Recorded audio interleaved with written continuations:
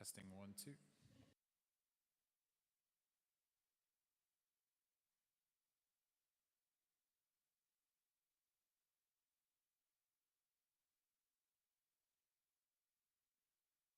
Testing 1, 2.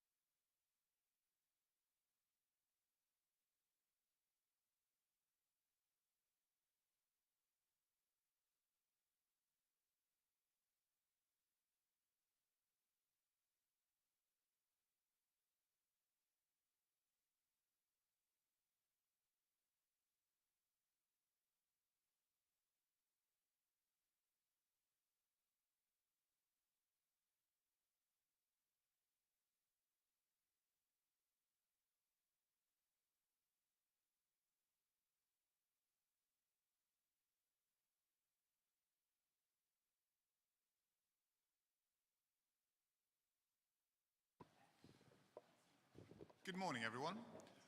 Welcome to this morning's meeting of Southwark Council's Cabinet. I'm Councillor Kieran Williams, leader of the Council. In a moment, I'll get the rest of the Cabinet to introduce themselves. But first, I want to say this morning we're meeting in the newly reopened Walworth Town Hall, which I'm delighted to be in. It's taken some time to get to here after there was a terrible fire in this building a decade ago. And we had to look long and hard with the community about how we found the resources to bring this building back into use. And I'm very glad we did. £20 million of investment to create what is an enterprise hub and this community space that we're in now. So I want to say a huge thank you to everyone who's done the work to do that, including the local Peckham-based architects who did the designs. It's looking fantastic, and we look forward to the formal opening that's coming soon. But also a huge thank you to all the others involved, including the Walworth Society, local ward councillors and everyone else for your work helping us get this building back into use and to have this fantastic public space that we're meeting in this morning as a Cabinet. So a huge thank you. Let me then get the rest of the Cabinet to introduce themselves, and I'll start with Sarah. Hi, thank you. I'm Councillor Sarah King, and I'm Cabinet Member for Council Homes. Hi, morning. I'm Councillor Helen Dennis. I'm Cabinet Member for New Homes and Sustainable Development. Councillor John Batterson, Cabinet Member for Climate Emergency, Jobs and Business. Good morning, everyone. I'm Councillor Jasmine Ali, the Deputy Leader and Cabinet Lead for Children, Education and Refugees. Morning, everyone. Natasha Ennin, Cabinet Member for Community Safety and Neighbourhoods. Morning, Councillor Stephanie Cryan, Cabinet Member for Equalities, Democracy and Finance.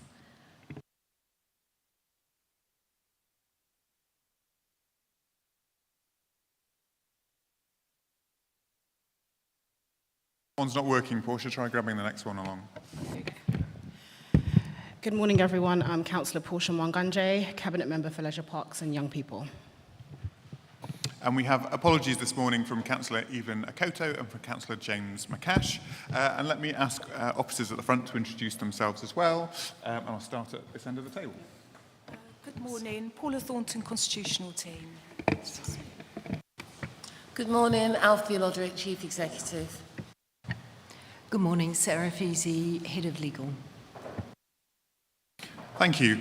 As always, members of the audience are welcome to film all council meetings, but if you're doing so, please be respectful of other members of the audience around you. Please can I ask everyone to turn their phones to silent. If you do need to take a call, please do so outside of the room.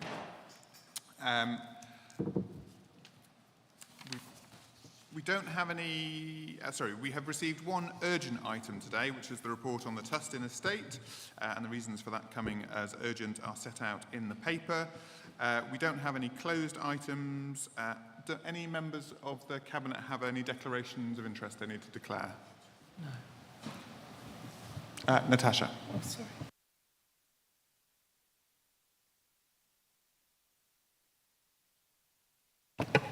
I have a declaration for the HRA.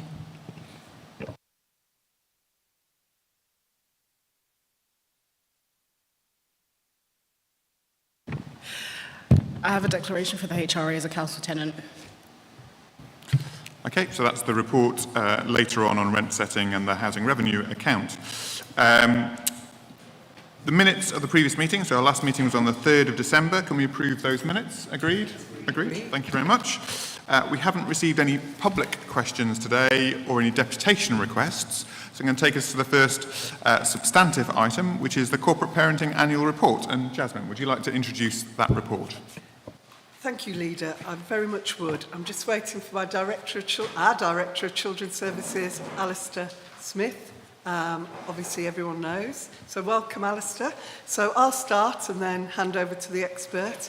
It is my absolute pleasure to bring to Cabinet the Corporate Parenting Report 2023-24.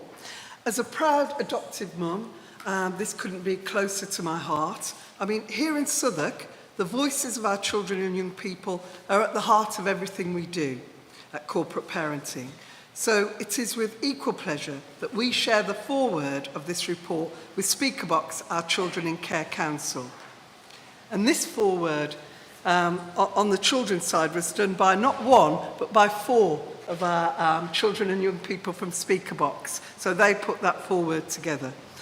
I want to say a huge thank you to all of our young people here who, you know, we invited along today.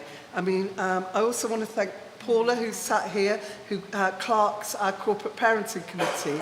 At every corporate parenting committee, the Speakerbox, the Speakerbox turn up, and they're our Children in Care Council, and they used to come along, you know, in the days when you were on the committee, leader. And do you remember they'd come along for the workshop and then they'd go because we didn't want to have too much of a pull on their time. But actually what we've seen, the trend now, is that they come along for the workshop, which is very interesting, but they're interested in all of the agenda, really. And why are they interested in all of the agenda? Because they set it.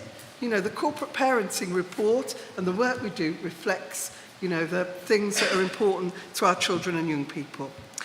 Look, and I wanted to bring this to your attention to this report, which is done in, it mirrors the report that you've got in the Cabinet, but this is done in a way that, you know, is basically attractive to children and young people.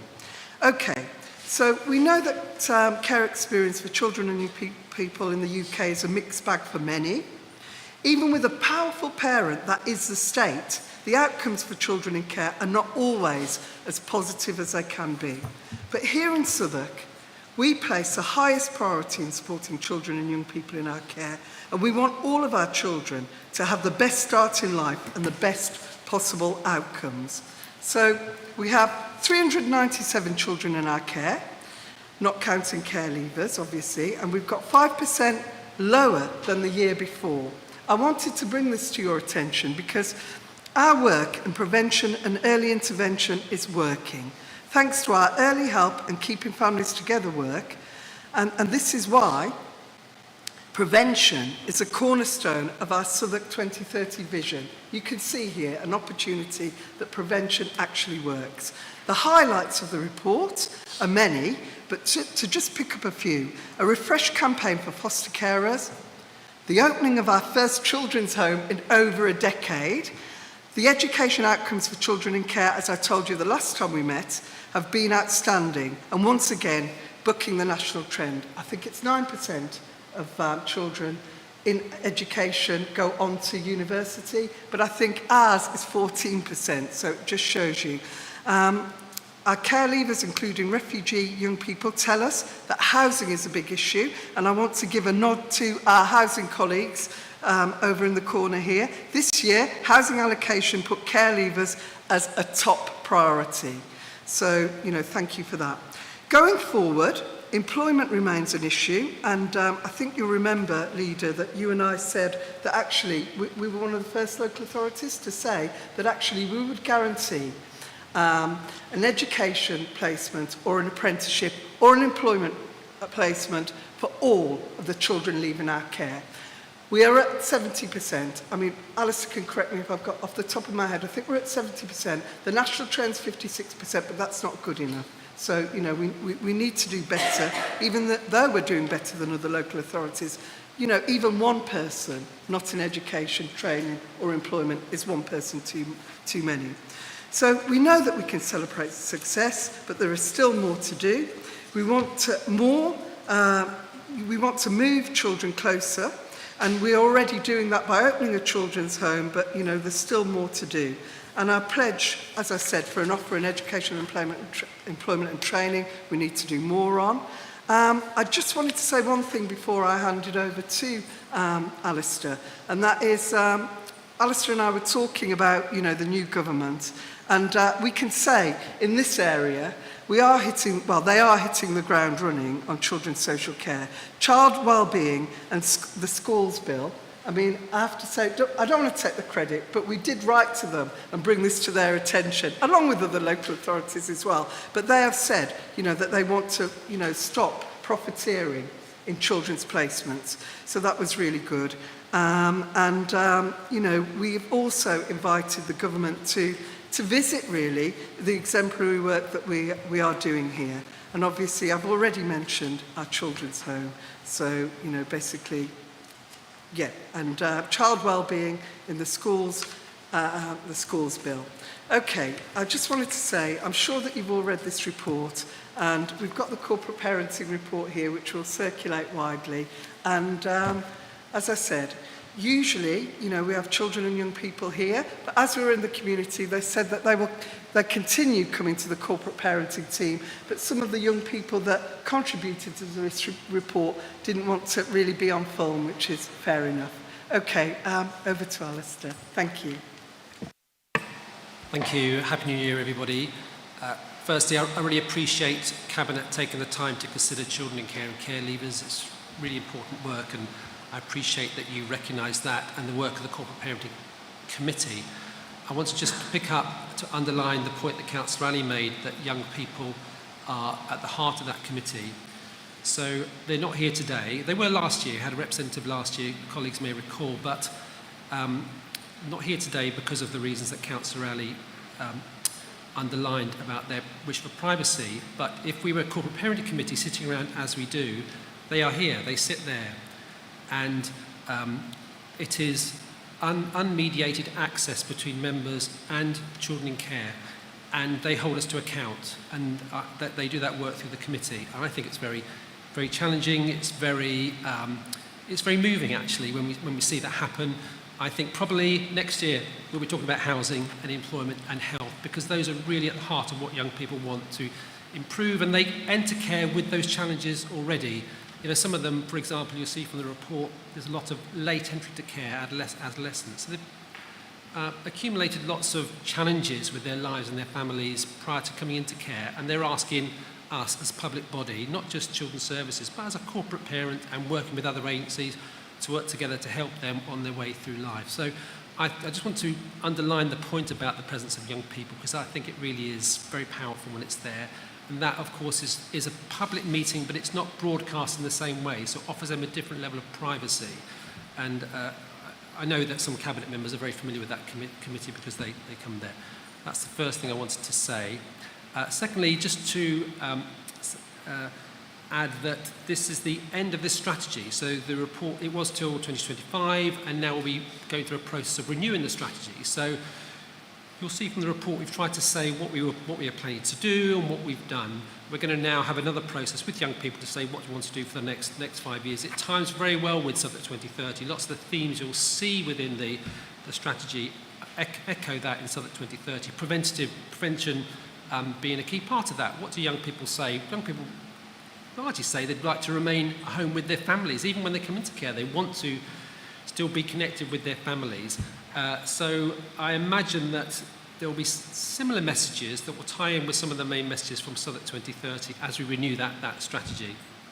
The third thing to say is that just to make Cabinet aware that we would anticipate an inspection this year from Ofsted around our children's social care services. We're expecting it for SEND, but also when we look at the timing of such inspections, we would expect that internal scrutiny. So that's another way, I think, for Cabinet and the Council to get assurance about the work that we're doing. Because I don't say that we're perfect, we get everything right, but we 100% aspire to do the best we can with young people at the heart of what we do. So just to underline a couple of things to add to what Councillor Ali said. Some of the strengths of the report are that family placements are really strong with children in care. Even though our numbers have reduced, those children in care who are placed with family members has, I think, doubled over the last few years. I think that's extraordinary. We do really understand and appreciate how important family is for young people, and do the most we can to enable them to be cared with those families, recognising the characteristics that those young people bring with them into care. Councillor Ali mentioned around employment and further education. There's a detailed report went to Corporate Parenting Committee about that, and particularly about the work of the virtual school. That's mentioned within the report. There's tireless work really to drive that. We recognise that as much as you can measure how successful the care system has been, if you're in employment or education or training, then we've probably got a lot of things right. So we really think that's an excellent measure that helps us guide us, are we doing the right thing? And the final thing, outcome I wanted to mention was about stability for children in care. We know that the less that children move in care between placements, the more likely it is that their experience will be better and the outcomes will be better. And this last year, we've done really well in terms of making what we call long-term stability much stronger for children in care. And we think that needs to be a continuing theme going forward. I'm going to just end with saying that appreciating some of Cabinet came to a celebration event we had at Peckham Levels just shortly before Christmas. The Chief Exec was there as well. And it was a young people's-led event in the heart of Peckham. Again, really emotional, where we acknowledged the achievements of so many young people, because what they achieve is against a lot of adversity that they bring when they come into care. And I think some of what they do and they show us is remarkable. And I would encourage Cabinet, we can get the invite out for next year's event, and really welcome colleague directors and Cabinet to attend that and really get a feel for what we do in the system. Thank you. Amazing, thank you. Thank you very much, and thank you for the report. And I do very much encourage people to read this report. There's some copies in the room, and we'll be putting it online as well for everyone to read publicly. There's some fantastic progress that you've set out there, and again, I want to underline there is nothing that the council does that is more important than looking after the children and young people in our care. It is such a responsibility, and therefore I'm really glad that we're making real progress. And just to go back through some of those numbers, a decrease in the number of children coming into care, which is great news in the first place. More of those children and young people being in Southwark or close to Southwark. More of those young people having stable placements. And then this chart particularly jumps out, which I'll have to explain rather than show it on camera, which is the percentage of children in care who are in family and friends placements, which was down at looks like it was about 8% in 2019 and is now up to about 18% now in 2014. I mean, that's a huge improvement, really remarkable progress to see. I guess the only question that leaves is, what do we do next to keep that journey of improvement? So I'm really interested in your views on how can we keep going to make sure we continue to improve what we're doing for those children and young people. There's two things that immediately come to mind. The first is to continue to invest in prevention. Though what you turn that on its head, what that means is enabling more children to be with their families, cared for by their families. Those families have often got challenging circumstances, and it's not their situations are specific to those families, and we need to design the services to enable those children to be cared for in those families. For example, mental health services for the parents or the children need to really adapt sometimes to the particular circumstances of the family and the children. And we work with health around that. We have clinical provision for that, and that enables more children to be cared for at home. So when I say prevention, it's not, it is rights-based. Children have a right to be cared for by their family, and we must absolutely develop our services and challenge ourselves to do that. That's the first thing. The second thing is around ensuring the needs of those children with the highest needs are met. So we are doing that with opening children's home, 2 children's homes, and so children who need to be cared for in residential homes, institutional settings, their needs are too high to be cared for in family settings. It states the obvious, but their needs are really high. So we as a council decided many years ago not to run our own children's homes, not to have that in borough. We've taken that on again, and I've said it before at Cabinet, I'm going to say it again, that will be very challenging for us. That's not, being cared for in inner London with all the challenges that can be there for young people with the highest needs won't be easy, but it's absolutely what we are committed to doing. So we need to learn from that. We open those 2 children's homes. It's a relatively small number of children, but they have the highest need. And then what more do we need to do? Because there'll still be more children's homes with higher needs cared for out of borough, and their needs are often relate not just to social care needs, but to mental health needs.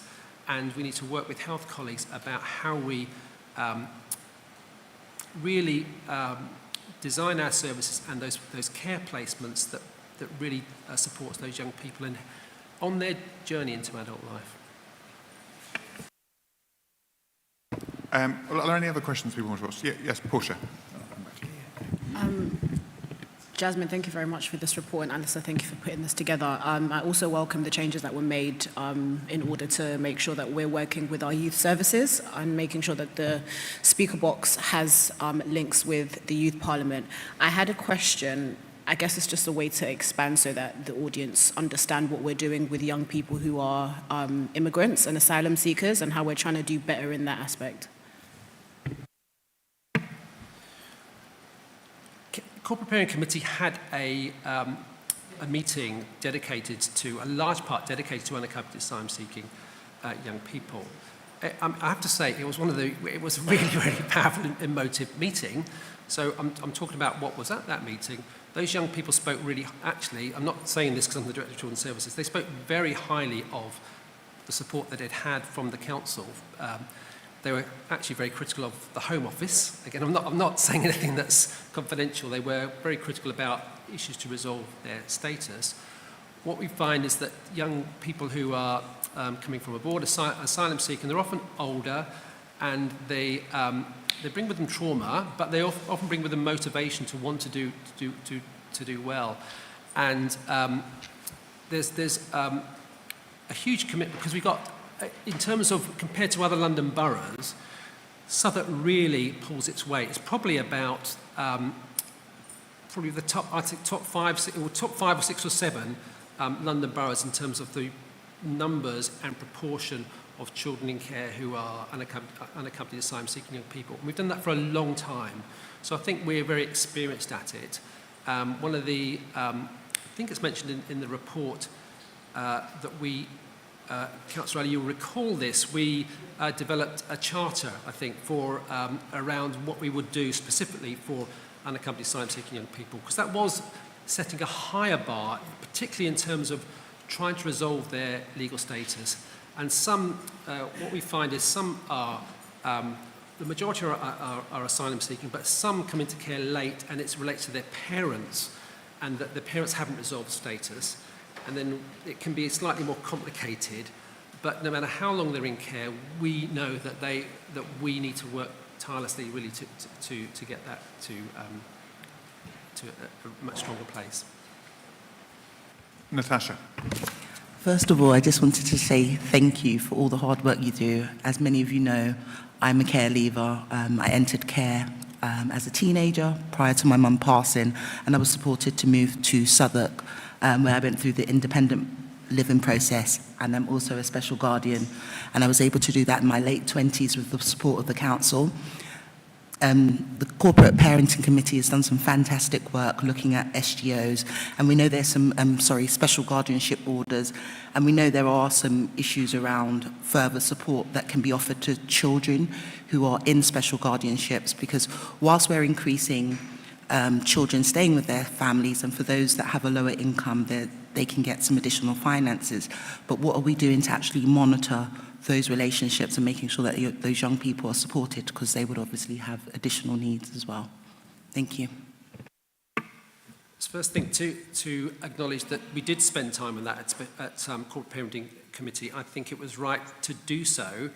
Those children, not all children in special guardianship arrangements, but most children in special guardianship arrangements have formerly been in care. And legally, we're not allowed to monitor them. But that doesn't stop us being really concerned about their welfare and wanting the best for them. We haven't got all the legal or regulatory tools to do what we might want to do. I think it's fairly well known that previous governments have seemed to privilege adoption as a gold standard around care, and not really as much as we would want held up special guardianship, which for colleagues for Cabinet that are maybe not aware, that's in family arrangements that are legalised to have care outside the care system, and there's similarities to adoption. So, and often the resources aren't as they should be in compared to adoption. So we have done a lot of work to improve and develop that. I think the Corporate Parenting Committee challenged us around that as well, particularly what's public facing, and we continue to do that. What the Child Wellbeing and Schools Bill that the government launched just before Christmas is going through committee stage this month in the House of Commons, is looking at really raising the profile around kinship care and the disparity between some of the support and financial offer for kinship carers as opposed to other carers, and that includes special guardians. So there's no, I think it's a journey, that's my response. We are continue to try to improve. In some senses, if you're under a special guardianship order, we're not your corporate parent. But please don't understand that I think that we shouldn't continue to strive and do the best we can for them, and I think we'll continue to do that. Jasmine. Yeah, okay. Thank you very much, and thanks for your questions. I really wanted to add to the answer on what we do next, because I think that is, quite a very good question. I think really prevention and employment, which we'd already said, and in addition to the things that Alistair has listed, housing, employment, education opportunities, inclusion in education, special education needs and disabilities. So, we know broadly we have the right approach, and I think that this is what this work demonstrates. But does that mean business as usual? Well, I'm saying no, it doesn't mean business as usual. It means that we're asking you, on the officer side and the cabinet side, to redouble your efforts. So basically, we're asking to redouble the efforts, on the impact. Well, post-pandemic has had a massive impact on all of our children. We know that. But not least, children with special education needs and children with care experience. So, basically we're looking at mental health. We're asking our health partners, to play their part, in education, health and care plans, and that will help. I think we have a link service. So, not all local authorities have this. We have a link service so that if you are in a queue for mental health needs, you will get to the front of the queue and you will get a CAMHS practitioner very quickly. But even then we need to explore this link that's manifesting between neurodiversity and mental health, which is, a real post-pandemic phenomenon. And we need to get in front of that. We need inclusion with SEND in school, which we're working on. But, it's not, we don't want any child with special education needs or care experience excluded from education.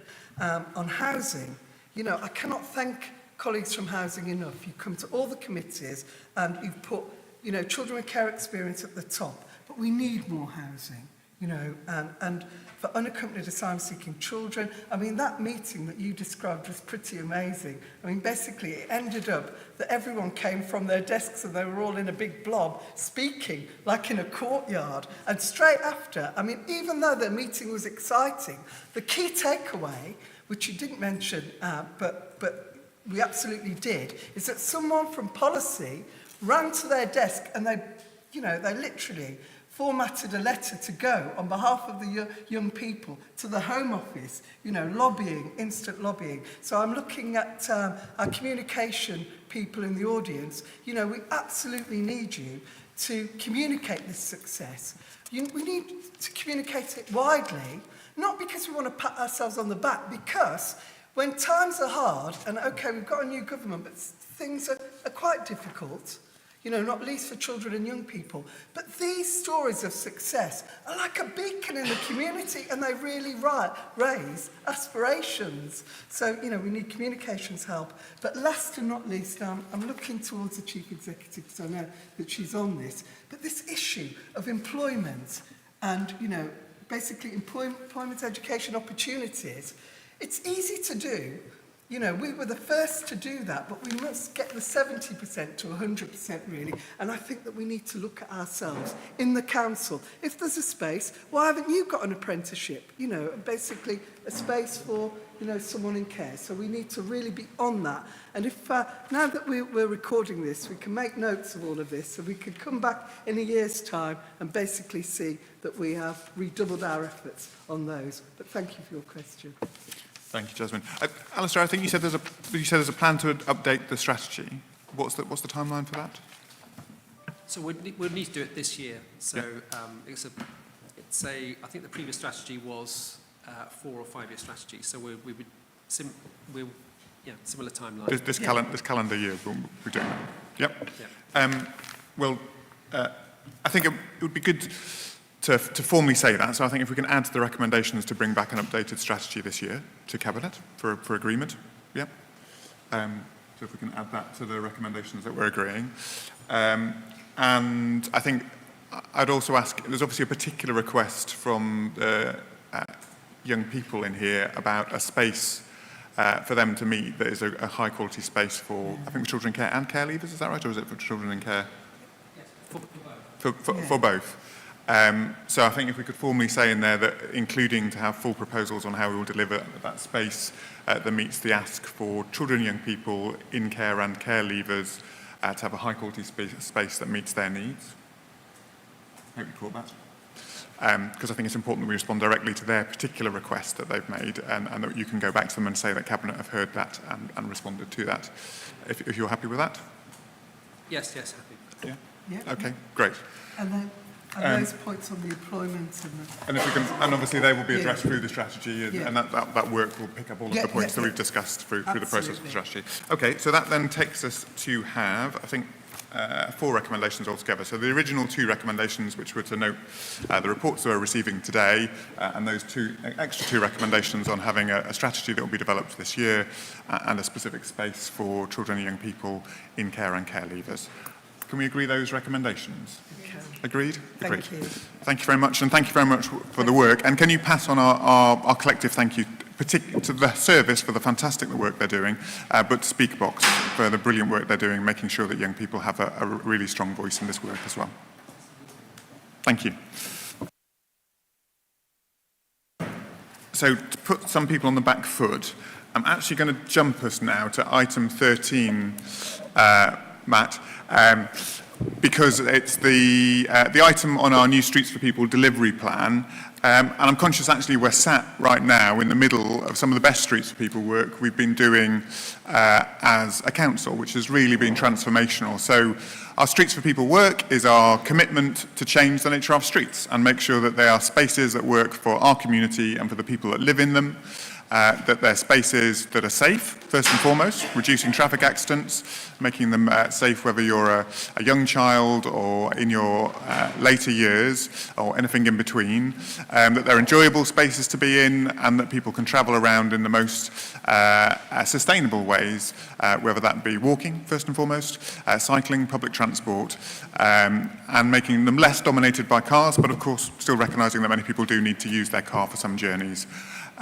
So I'm going to hand over to officers now to introduce this one. I know Councillor James McCash was very keen to be here for this one, but unfortunately events got in the way of that, and we'll be making sure he has other opportunities to talk about this report. But Matt, if you could introduce it for us. Thank you, Leader, and Happy New Year, everybody. My name's Matt Clubb. I'm Director of Environment. Yeah, hello. I'm John Wade, Head of Parking and Network Management. So, as you said, Leader, the report sets out and builds on the strategy that Cabinet approved in the summer of 2023.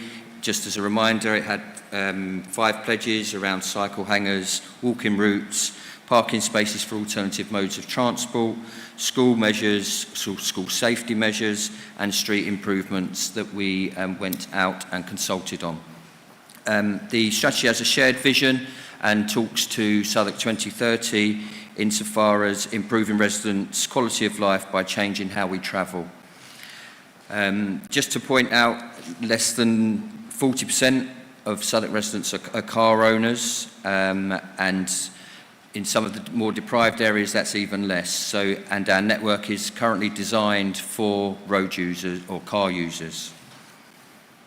So as you touched on, we've developed a walk-in cycling EV plans already. And just to pause and recognise the work that we've done so far through Streets for People and in advance, we've introduced 165 pedestrian crossings, 29 school streets. We've trained over 10,000 adults in cycle training. We've installed 760 cycle hangers, which is 4,500 spaces. We've got 250 bays for alternative modes of transport, so e-scooters and e-bikes. And we've installed over 1,800 EV charging points. So whilst we've been developing the plan, we've continued to deliver at the same time. As part of the strategy, we went out to consult and we spoke to over 9,000 residents over a 9-month exercise. We ensured we did it slightly differently this time to ensure that we had the opportunity to speak to people that might not usually engage with us as a council. So we did a door knocking exercise, and we were plotting what responses we'd had from roads and which roads hadn't responded, and we targeted our door knocking to those areas that hadn't responded. Just a couple of insights into what come out of the consultation. School children told us that they wanted cleaner, quieter streets, and 70% of people were concerned about climate change, which motor vehicle traffic is a major contributor. And we can see by the weather conditions we've all braved over the last few days across the country, climate change is a significant concern. So our approach to delivery, sorry, we left these on your desk, you've got these and we've got copies. Approach to delivery, there'll be 3 parts of that delivery: strategic corridors and looking at how we use those best, and by strategic corridors, that's our main roads.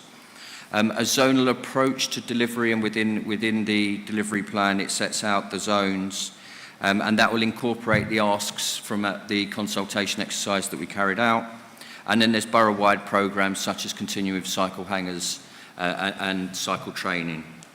How are we going to deliver this? Well, we're going to take a holistic approach where practical to delivering this, and we will tackle it either by zone or by strategic corridor. And everything that needs to be done within that zone or around that strategic corridor will be done at the same time. So if there's a SUD scheme, we will look to implement that so that disruption is kept to a minimum in that zone, and we deliver a zone at a time. So how is this going to be funded? So from the parking reserve account, which has surplus currently, also in preparation of a paper coming here, hopefully through capital funding, and that will enable us to commence implementation of 5 zones, and they're identified within the plan, and they're zones A, B, F, I and J, so predominantly in the north of the borough, and that will start in year 1. Of course, we will continue to monitor the programme and flex it where we need to be, and we'll continue to bid for funding externally through TfL to deliver the vision within the document, and we will report back to Cabinet. Thank you very much. And I think you don't have to spend long wandering around the streets just outside where we are now to know the real difference that this work makes. And that's absolutely, it's about making our streets safer for people, reducing deaths on our roads. It's about making our air cleaner and reducing deaths in our community and premature deaths. But it's actually just about making it a better place to be in. And I think that the amount of feedback I've received from people about the opportunity to just be in your street with your neighbours, kids playing on the street, that's been transformed by the things that we've had happening in this community as you walk outside here. And I'm delighted you talked about the future work will include work on zones and corridors. One of those corridors is indeed right behind me as I sit, the Walworth Road, but all the way down through to East Dulwich and beyond, looking at how we can make sure that we have a route there that works really well, allows us to speed up buses, get people where they need to be, improve pedestrian safety and all those things along that route as well. So great to see. Do we have any questions on this report from anyone? Yes, John. Thank you, Kieran. Thank you, Matt. Thank you, John. I had 2 slightly linked questions, both related to engagement. I think there's a lot of really great engagement that's gone into this. I think over 9,000 people that we've spoken to, and like you said, we've done door knocking as well, so it's not just online. So we've reached a really broad range of residents to kind of put this together. Really welcome really interesting to see how important people feel about the climate emergency, obviously, and we know how important reducing car usage is to tackle that. That said, as the leader mentioned, we know some people do rely on their cars, and that kind of jump from really heavy car usage to kind of not using their car at all is quite a big one. So I suppose my first question is, how do we kind of continue to engage car users to really encourage them to take less trips by car? And obviously a lot of this will do that because we'll have safer walking and cycling routes, but how do we kind of continue to engage with car users to kind of get them to reduce their usage? And then the second question was just, obviously we've done a really good piece of engagement here, and a lot of what people will hopefully see in their feedback will be delivered out on the street, so to speak. But I suppose the other question was what plans we might have to kind of re-engage with the people that we've spoken to kind of sense check the work that we're doing.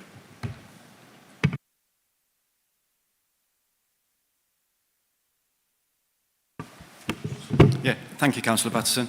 If I answer your last question first, if that's okay. So we're going to deliver this on a zone-by-zone approach, as Matt just alluded to. And the benefit of that is we will consult with all residents within those zones when we deliver those zones. And we will go through the detail in terms of what we're proposing within that zone. And we will consult with residents on all the interventions that we're proposing to implement within that zone. So there will be further consultation with residents as we go through the delivery on a zone-by-zone approach. And that will be on all elements of what we're proposing in the zone. It won't be on specific elements, it'll be on all elements. And that's the reason why we're proposing that approach.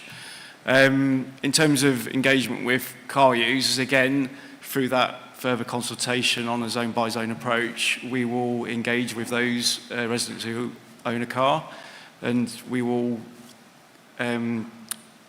go through with them in terms of what we're proposing to implement in terms of other opportunities for them, in terms of active travel, whether it be the walking routes, the cycling routes, bus routes, etc. So again, we'll use that as an opportunity to engage with those residents who are car owners to try and encourage them or inform them of other opportunities or other options they've got in terms of moving around the borough.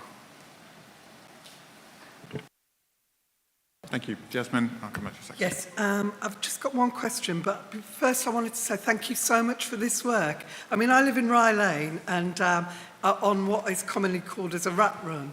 And 10 years ago, when I think about, I had a toddler and a baby in a pram, and it was just a nightmare getting to the local shop. You know, you take your life in your hand, and my hands just crossing the road. And my response to that as a new councillor was to just put, you know, basically crossings everywhere, which even then was like, it took about 3 years to implement. Whereas now, you know, it's roll on with streets for people. The pavements have been widened, and cars actually, you know, it's really had an impact on the behaviour. Cars wait for you to cross the road, so, you know, really heartfelt thanks for all the work that you're doing. Now, my question is on school streets, another issue that's close to my heart, because, I mean, this is a cornerstone, isn't it? In a way, this is where it all started, because while you were doing the work, people were noticing, but in the schools, you know, it was like amazing that we've got up to 29 schools, you know, school streets. So where next for this? Is this going to continue to be a cornerstone? And you've said, you know, that there are some schools, it's impossible to do the school streets, but obviously we can build trees around and, you know, so what's the plan? Well, it's not going to peter out, is it? What's the next phase? Yeah, so in terms of school streets, Streets for People strategy is quite clear. One of our pledges is for every school to have a school street or safety measure by 2030. As you say, we've already delivered 29, and we're not stopping there. We are aiming to achieve that pledge of every school having a school street or safety measure. And as you say, it might not be a specific school street. It could be the widening of the footway. It could be a safe crossing outside the school. So there are other options if we aren't able to actually implement a school street. And again, we'll engage and consult with the schools and the residents within that area when we implement the school streets as we go through, as we have up to now as well. Thank you. Thank you. Just to add really, it's a really, really impressive piece of work, and I think one of the things that's really come through is how much it's landed with our residents, and that you now get casework based on our Streets for People work and how they can have changes in their neighbourhoods that actually fit within the plan. One thing that I wanted to ask about, as part of the Southwark 2030 work, we received quite a lot of feedback about how people feel, whether people feel safe when they're walking around the borough. And I think particularly women saying that they feel unsafe when it's dark at night. And I was just wondering what consultation and what engagement there has been across the council, particularly with the community safety teams, about how we can deliver our vision for walking across the borough, but also making sure that women in particular feel safe at night. So in pulling together the strategy initially and the delivery plan, we have engaged widely within the council to not only pick up on what historically might have happened in a highway service, which is to look at the road, but is to look at the environment and not just the road. So those services that you've touched on are part of our board and part of have helped to develop the delivery plan, and they will certainly be part of how we design and how we implement the pledges and what we intend to do within the delivery plan. So yeah, we are coordinating that response within our own organisation as well as externally as well. And Steph. Thank you. And again, a lot of good work's gone into this. Sorry, my voice is going. And absolutely has my favourite graphics of all time in it. I think it's absolutely amazing. The question I was going to ask sort of leads on a little bit to John's question. We know that a lot of car journeys, especially around our main arterial roads and leading up to river crossings, their journeys don't start and finish in Southwark. So is there any work that we're doing with TfL and other London boroughs to actually try and do what we've done really well in Southwark in terms of reducing car traffic from local people, to sort of roll that out or have those conversations elsewhere? Because a lot of the traffic we get isn't Southwark traffic, and that's, I think, the next step where we sort of need to reduce car use as well. I think it's not only TfL, but it's our neighbouring boroughs as well. So we work closely with Lambeth specifically, and if you think about the work that we've done along the cuts and working in collaboration with them, and less so with Lewisham, but certainly as we have done work in Dulwich area and the touch points with Lewisham, we continue to do that. But you're absolutely right. I think there was a stat, and John's probably going to correct me here, but when we introduced some of the LTNs, 80% of the PCNs that we issued were to non-Southwark registered cars. So it remains a challenge, something we talk to TfL and our neighbours about, and continue to do that.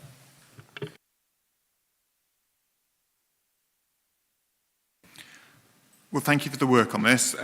So this plan obviously sets out, in effect, these documents, two things: the immediate action plan for the coming couple of years, and in my next report with that question, because I was going to answer it in that one. But absolutely, we are starting to see the benefits of the recovery plan. I think both Sarah absolutely reiterated the need that came out and the request from residents that came out about getting the services that they pay for, and I know a lot of work is being put into the repairs service to do that. I don't know, Sarah, if you wanted to sort of just reiterate on that as well, because I think that's the main thing that came up, wasn't it, around repairs?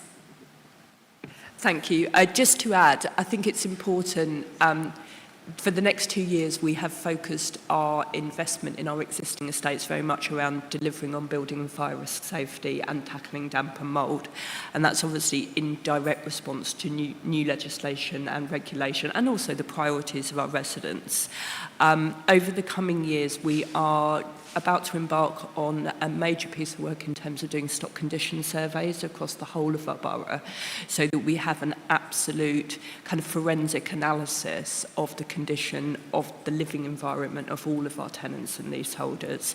And that's a really important piece of work in terms of then prioritising where we invest in our existing estates. So making sure that in future years, as the HRA recovers and as we have more income to be able to invest, that we're spending it totally aligned to the needs of both the kind of the built environment, but also the experiences of our residents.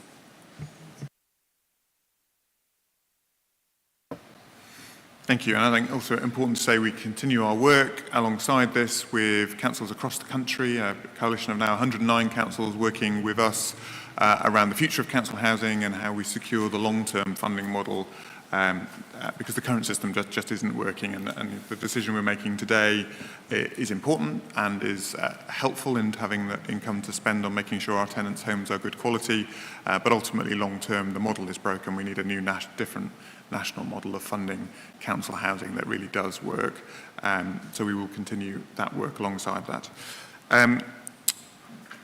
In that case, if there are no more questions, we've got 8 recommendations to Cabinet here on pages 12 and 13. Can we agree those recommendations? Agreed. Thank you. Our next report is item number 10, and that's the council tax base. That's you again, Steph. It is me. Before I start that, because I just to let you know that in Appendix 1 there's a few little errors. Doesn't affect the final figures. So on your desk you've got the amended copy of Appendix 1, which basically sets out the different numbers of dwellings within each council tax band, but it doesn't affect the overall estimated council tax base. So this report is a report we take each year before we set council tax for the next financial year at Council Assembly in February. It basically works out what our council tax base is, of how many properties we have in each band, and then we are able to work out how much council tax we think we will be collecting within that next financial year. It also sets out what we think our collection rate will be in there. In terms of working out the council tax base, we base it on Band D equivalent properties, and the reason we do that is that if you live in a property that is in Band D, you pay 100% council tax. If you're on Band C, you get a bit of a little bit less than Band C, all the way down to Band A, and Band E, F and G and H pay more than in sort of incremental amounts than Band D. So we always base our council tax banding on Band D, and we feel that we've got just over 112,000 Band D properties in the borough to set that council tax base within there. I'm really pleased to announce that we are continuing with our council tax reduction scheme. That's a scheme that we have to help people on low incomes. They can get a reduction on their council tax if they're eligible up to 15%, and for pensioners who are eligible won't have to pay any council tax around that. We're also extending that again to care leavers as well for the next financial year. I just also want to stress that whilst we have one of the most generous council tax reduction schemes in the country, we continue to have that, and I do know that some councils up and down the country are actually changing and some making quite significant changes to their council tax reduction schemes. We've decided not to do that. We think it's really important to support those people who do need financial support the most, so we're not proposing any changes this year to that scheme as well. So whilst I said our council tax scheme was one of the most generous, I think it will be even more generous on the basis that other local authorities, other councils across the country, when they're looking at savings and looking at income generation, have actually rowing back on some of that as well. But I just wanted to reassure everybody that's absolutely not the case here in Southwark as well. We're also, in last year's council tax setting band, we had to give a year's notice around increasing amounts of council tax for empty homes and for second homes. So I'm really pleased to say that we've agreed that we're, 100% increase of council tax for second homes and for dwellings empty for at least 1 year, but less than 5 years. If they're empty homes that are empty for between 5 and 10 years, we'll be charging them 200% additional council tax and 300% premium on delivery for any empty homes for more than for 10 years. I think it's really important that we do that. I think that sends a message around we do not want empty homes in the borough, and we will be doing what we have within our sort of legal remit to try and discourage that, and actually increasing council tax premiums is one of the levers we have around that. So I just wanted to say that this is really just saying, this report is just saying this is where the council tax is. We're setting it about around the equivalent properties of just over 112,000 for Band D. The actual council tax amounts are being worked through at the moment and will be agreed at Council Assembly in February alongside the budget for the year. Thank you. Any questions? Jasmine. Not a question, but I just wanted to say this looks great. I mean, 100% for second homes, 100% for dwellings empty, and then I think really the fact that you've reinforced that there'll be no changes in council tax reduction schemes for our pension age and vulnerable, less well off. But, you know, I particularly wanted to thank, you know, basically, we've just had the corporate parenting report, but, you know, well done for maintaining the exemption for care leavers, for foster carers, and obviously, you know, thank you for that. Really important, and I think particularly the council tax reduction scheme, I mean, it's worth going back a little time in history. Obviously, there was a national council tax benefit that provided many of the protections that we currently have, that was in place pre-2010 and then was lost in, was it 2012, I think? I think it was 12, it was got rid of by the then Conservative government. We've worked very hard in Southwark, despite all the financial challenges and pressures we faced, to maintain those protections and to make sure that as a Labour-run council we keep those protections for the most vulnerable tenants in our community. And when, you know, council tax is not the ideal tax, but it is the only tool we have for local taxation and the one we have to work with. So making sure that we have a system that protects those who are on the lowest incomes and does so with real extent for them is really important in here. Any other questions we have on this one? No? In that case, can we agree the recommendations? So we have 6 recommendations there on page 36. Agreed? Agreed. Thank you. Next up we have... wrong document. The Policy and Resources Revenue Monitoring Report. And Steph, that is you again. I think the next one after this is you as well. Yeah, I've got the next 2. So this is the month 8 report for the monitoring for our revenue account. Our revenue accounts are things that we pay things for. So all our services, our wages, for our officers, anything that has a cost associated with it.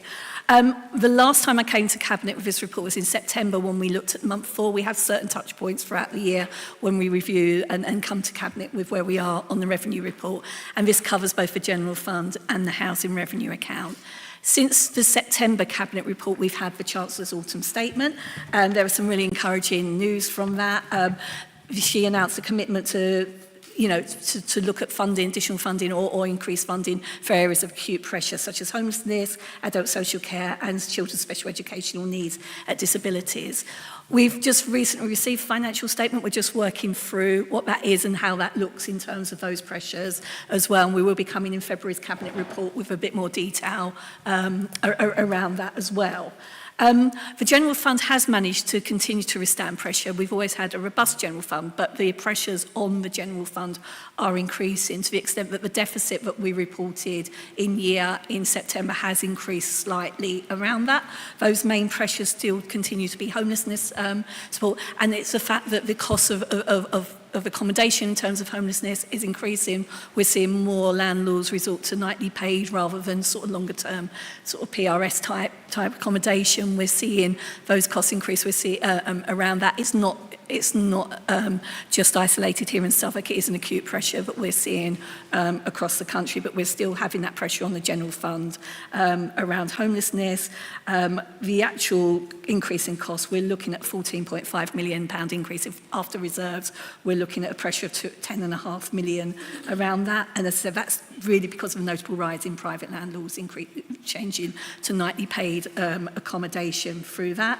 We're seeing additional pressures still within customer services, our winter pressures, so our contact centre. We know during the winter months that there is more demand in terms of heating systems and other pressures on the contact centres. We've had to put in additional staff in there to monitor those pressures. Those, again, come at a cost. We're, for the first time in a little while, seeing an increased demand for adult care packages as we're seeing more complex needs coming through in adult care and children's placements, and also no recourse to public funds is a pressure we've seen for quite a while, and that continues there as well. However, that said, I know a lot of work is being done with each of those departments to try and bring those costs down as much as possible. They are still a pressure, and it's something we do need to keep an eye on around that as well. The housing revenue account, I think it's been well documented, and we've said on many occasions, myself and Sarah and Helen, about the position of the HRA and the need, the fact that we have got an HRA recovery plan.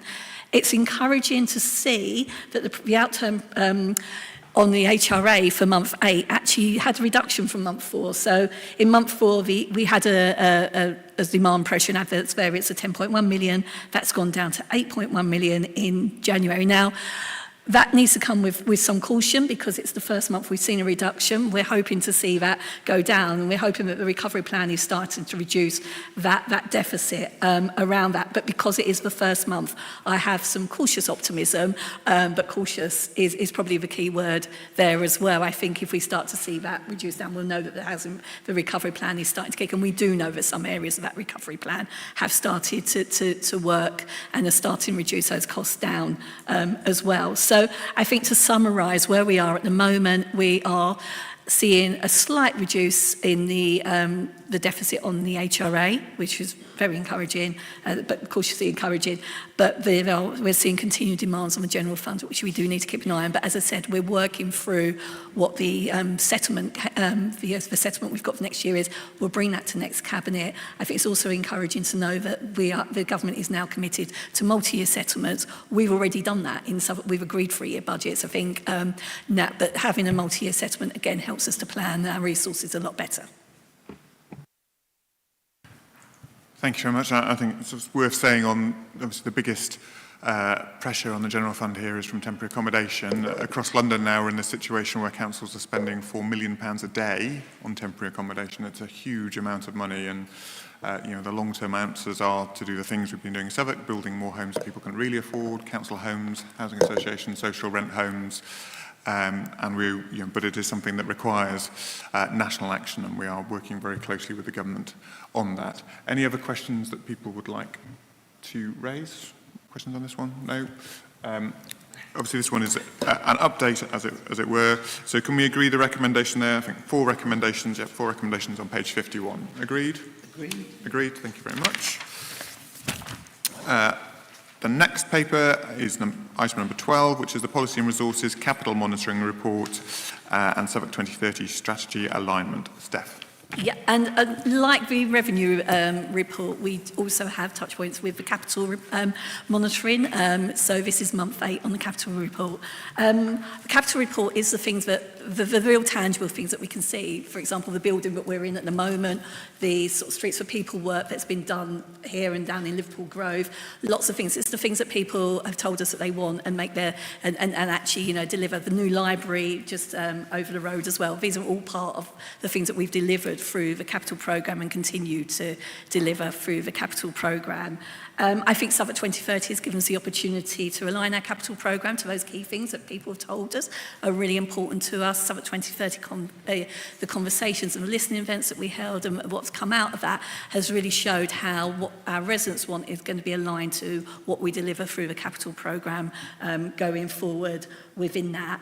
In terms of the capital, we get that in many different ways. We get it through Section 106 and community infrastructure levy through the through development throughout the borough, but we also get it through, but some of it we do have to borrow for. So this report also outlines, one of the 2 recommendations are noting the additional borrowing requirement on both the HRA and the general fund, which will need to deliver in the longer term in terms of the capital programme as well. So in terms of a general fund, we will be looking at across the piece of 313 million and 426 million for the HRA, for the Housing Investment Programme as well. What this report is also asking is that Cabinet agree some money to some new capital programmes, one of them being Streets for People that we just heard about to enable that next year's work to go ahead around the 5 zones that I think Matt and John sort of explained there as well. There's some work we're doing in terms of our CCTV fibre network to ensure that we have the most up-to-date CCTV coverage. We know that community safety and feeling safe is one of the top priorities for our residents. This enables us to have a more state-of-the-art CCTV system around that as well. So there's a significant investment of £1 million into that as well. We're looking around how we can actually look around our libraries and use our libraries better in terms of innovation around that. And also some parks. We're looking around the Old Kent Road and redevelopment of the Old Kent Road. We've got commitments to some new parks. This is putting some capital into development of the Verney Road Linear Park and the Frensham Street Park as well as that. And I think we've just spoken about the pressures on TA and on the HRN housing. We're also looking to put some money in at 19.3 million into a buyback scheme for local authority housing fund to enable us to buy back council properties to free up homes for people on the housing list or in temporary accommodation. So there's quite a lot of new capital bids, but I think you'd all agree that they all totally align and attune with Southwark 2030, what our residents have told us they want. And I think that's the way forward with our capital programme. We will start to see more and more capital bids go in, which absolutely meet our aims and ambitions for the borough for the next decade. Thank you, Steph. Comments, questions that people would like to make on this one? Helen?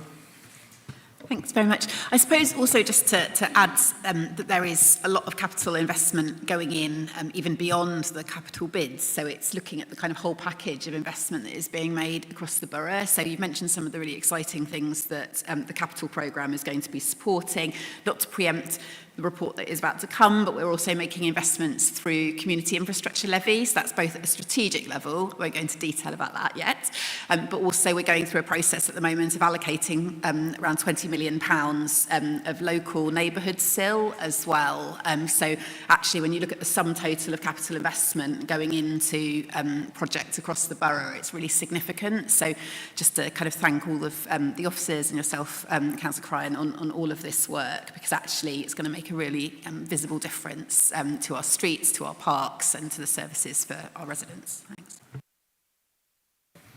I think you can't understate the investment coming through our capital programmes, I say plural, whether that's the new leisure centre currently being built at Candle Water, looking fantastic, the new swimming pool now with water in it, we're looking forward to opening that up.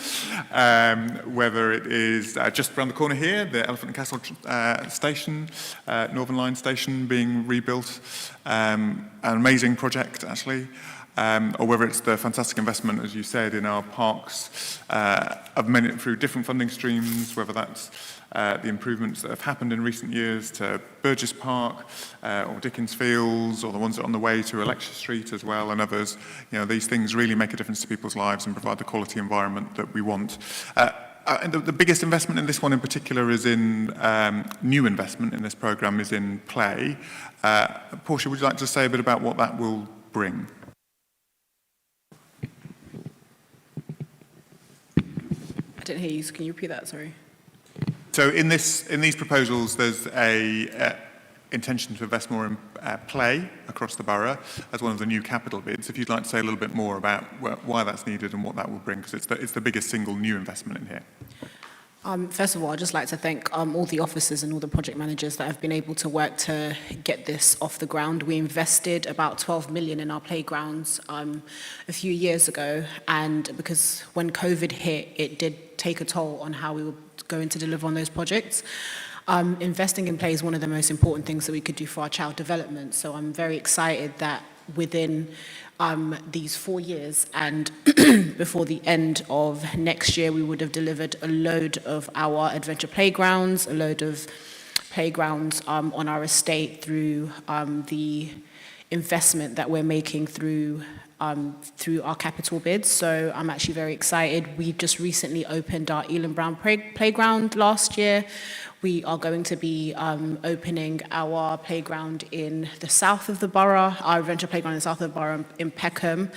And it's a testament to the investment that we're making in our children, not just through our schools, not just through our youth centres, but through play and the activities that our young people do outside of their development within schools. So I'm very excited to see the more opening of playgrounds, more investment in our adventure playgrounds, and just generally more investment in our young people ages 11 to 18 and up till 25 with special educational needs.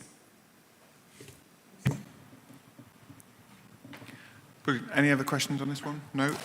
In that case, can we agree the recommendations? So we have got recommendations 1 to 6 on page 70. Agreed? Agreed. Agreed. Thank you very much.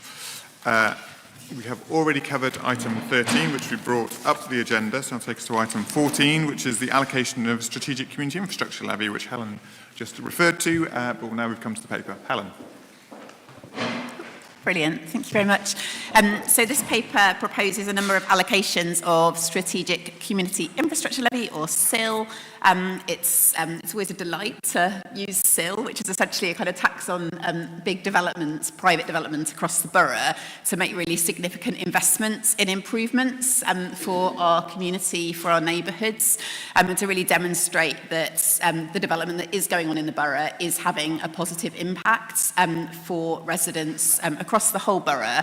And strategic SIL, which accounts for 70% of our overall SIL, which is collected from developers, is invested in really big borough-wide projects that will make a really significant difference.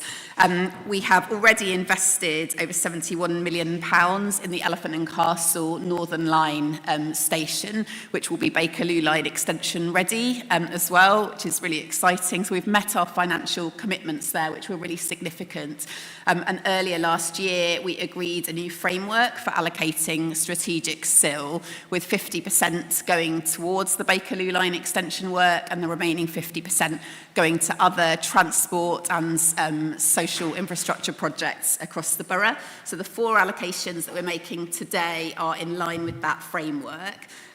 So just to talk through those, we're agreeing the allocation of £1.5 million towards the fit-out of the LGBTQ+ cultural centre at Bankside Yards. That is supplementing investment that Native Land have already put into that centre, and it is a significant council delivery plan commitment, and will really be focusing on the kind of added value and community benefit of that offering. We are also proposing the agreements of allocation of £2.373 million towards the developments of a housing project on the Old Kent Road. So SIL isn't used to fund the delivery of affordable housing directly, but this is a project which is reliant on needing to be Bakerloo Line extension ready, because it essentially sits above what will be the is the safeguarded site for the Bakerloo Line extension. So additional work is required to the foundations to make it BLE ready, and that is essentially a cost that can't be viably borne by the developer, which is a housing association.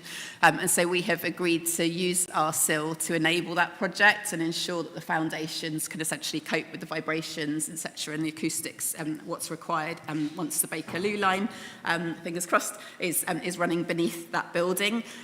We are agreeing the allocation of £30,000 towards the Bakerloo Line extension funding study. So this is work that we're doing with local authority partners, so with Lewisham in particular, with Transport for London and Central London Forward, to really build the case for how the Bakerloo Line extension is going to be delivered and how it can be financially paid for. And that's essentially a study that we have been doing so that we can take those findings and take those ideas to the Treasury and demonstrate how we believe it can be viably delivered, and of course with all of the growth and housing benefits that come along with that, really delivering on the government's objectives. And then finally, we're agreeing the allocation of some SIL funding of £50,000 towards design work to improve accessibility at Nunhead Station. So Nunhead is one of the parts of the borough which has a kind of much lower kind of PTAL rating. There's no tube there, many fewer buses. And the station is actually kind of very highly used, but is not accessible at the moment. So we're kind of kickstarting that work to do some initial feasibility work, looking at different designs that would make that station fully accessible, and hopefully make that, therefore, a really strong candidate for access for all funding going forward. So that's those are all of the allocations that we're making today. Very excited to be moving all of these projects forward, and there will be a number of other projects. We do anticipate that we will be coming back to make some additional strategic SIL allocations later in the year as well. Thanks. Thank you. Really important work there that you've outlined. Steph. Thank you. And I just want to say I'm really excited. Thanks for putting the 1.5 million towards the LGBTQ plus space at Bankside Yards.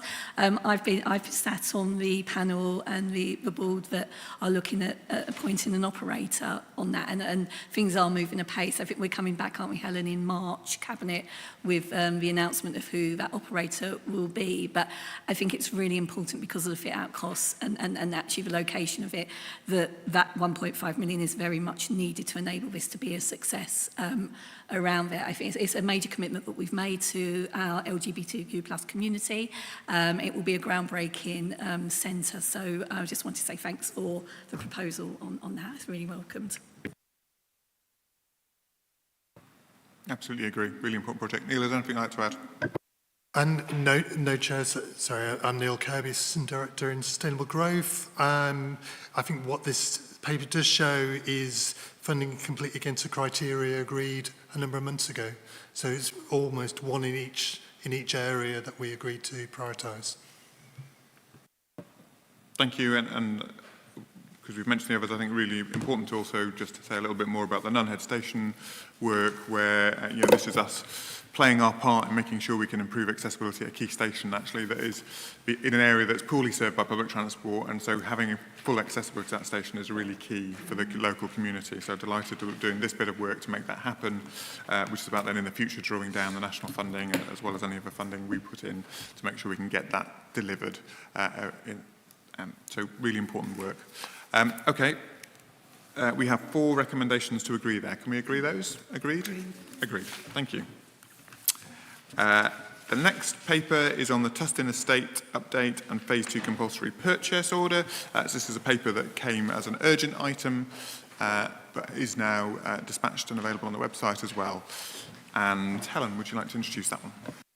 Yeah, and just to add that the reason for the kind of late updates was just additions to the legal addendum. So that was what was required. Hopefully colleagues have had sight of this paper previously, so it's not the first time you've seen it. That's the late and urgent change. We had a discussion at Cabinet back in September about the potential use of CPO powers to enable the Tustin Estate Renewal Programme to go ahead.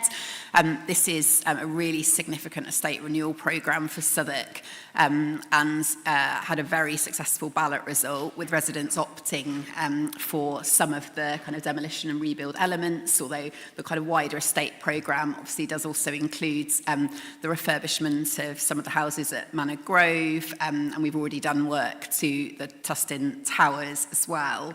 The programme in its entirety now will deliver 690 good quality new council homes for residents, and the CPO will enable us to move forward with Phase 2 of the programme, which will deliver 295 homes through that particular phase.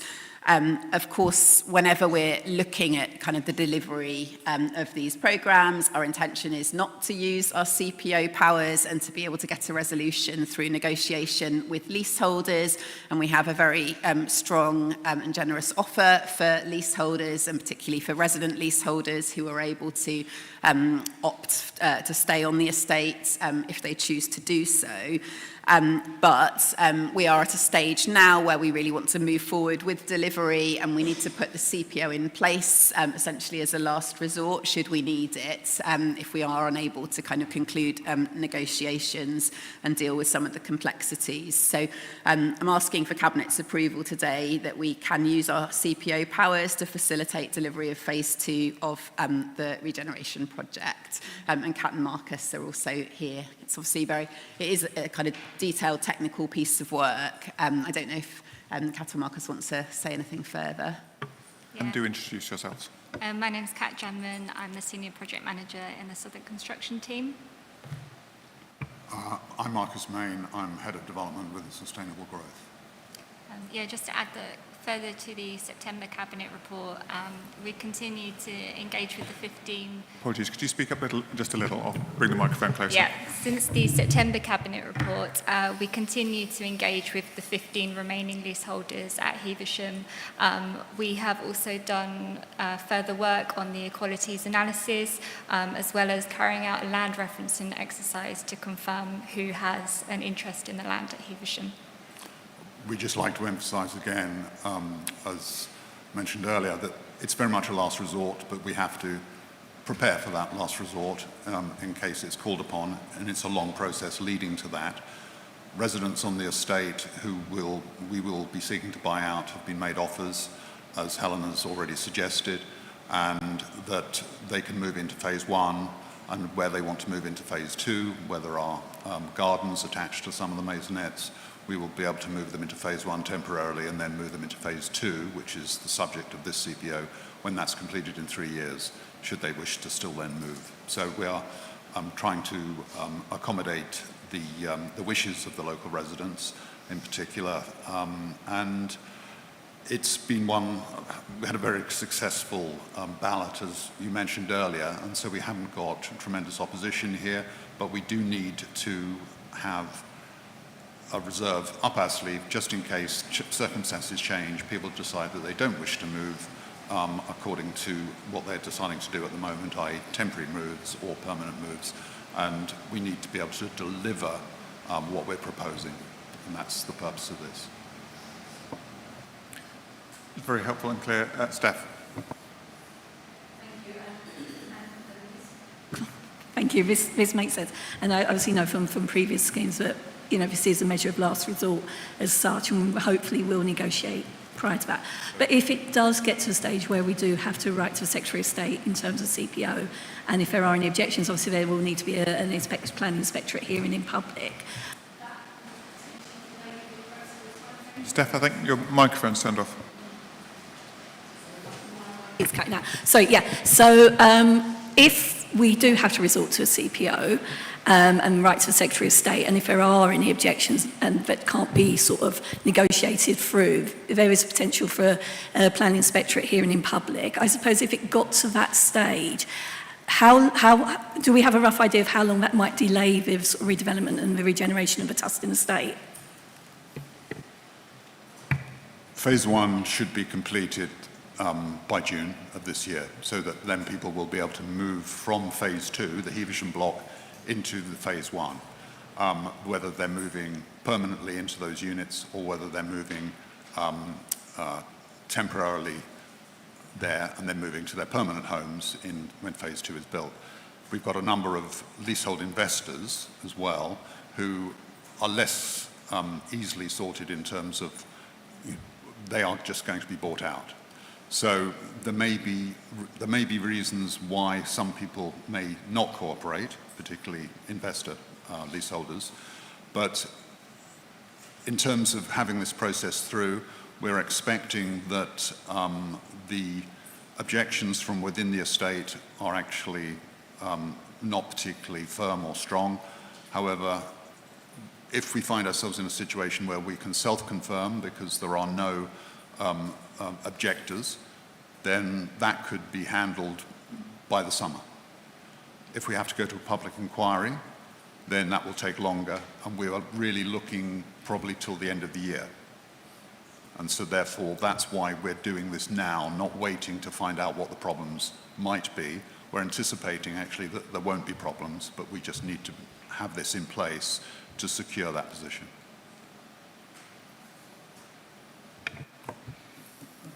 Thank you. Thank you for questions on that. And as said, you know, this is a process we don't want to use. We're just putting it there just in case. And the reason I'm putting it there just in case is because we have a plan for this estate that's overwhelmingly agreed by residents, and we want to make sure we can definitely deliver it for those residents who want to see it happen for their estate, so they can move into the better quality homes for them. And having been down to phase 1 myself and seen it progressing through the build a couple of times now, 3 times maybe even, it's looking great actually, really looking great. I look forward to meeting families in their homes and hearing about the difference it's made for them and their lives. Okay, with those that discussion, can we agree the recommendations in this report? So there are 7 recommendations there, is it in total? 1 to 5. Yes, sorry, 5 recommendations. 5 recommendations. Can we agree those? Agreed? Agreed. Thank you very much. So the last item we have on the agenda here is items from Council Assembly. So on this one, as always, I just ask members of Cabinet to make sure that you're following up on the actions that have been set out there for you individually, and if you look through, you can see which ones are for you to act on. And we thank Council Assembly for agreeing those actions for us. That brings us to the close of the meeting. And again, it's just fantastic to be meeting here today in Walworth Town Hall, this building that has been really important for our community. And when the fire here tragically happened over a decade ago, it was a hard call to work out how we could find the money to put it back into use. So I'm absolutely delighted that we have been able to, and I look forward to many, many more community events in here, and wish everyone a very happy new year. Thank you. Thank you.